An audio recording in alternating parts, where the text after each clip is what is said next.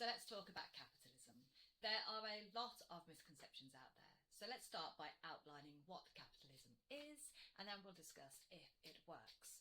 So capitalism is an economic system where private individuals or businesses own and control trade, industry, and the means of production, with the goal of making a profit.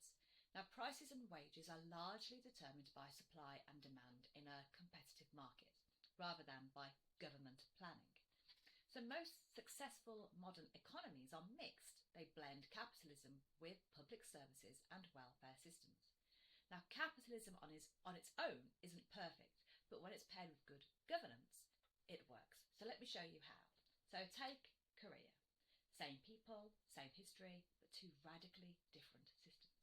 North Korea chose central control, communism with a dictatorship, and South Korea chose free markets. One glows with innovation and the other is literally in the dark. Now, South Korea's GDP is over $3 trillion and North Korea is around $40 billion. And that's not just numbers, that's the difference between thriving and surviving. Now, escapees from North Korea have described scenes that are hard to imagine. Unfortunately, I can't go into details because my video would get taken down, but stories from those who have defected are just harrowing. So now let's take a look at Africa. There's Rwanda and Burundi. They're neighbours and they've got similar cultures but very different outcomes. Now, some of us will remember the Rwandan genocide in 1994, and we might be forgiven for expecting it to still be a very dangerous and impoverished country.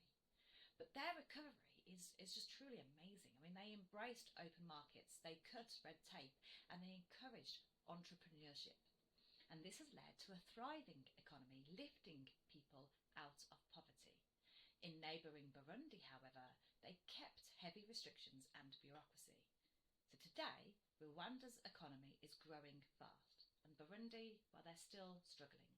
Rwanda's GDP is double that of Burundi. So here's the thing. People say capitalism means no welfare, no compassion, but that's simply just not true.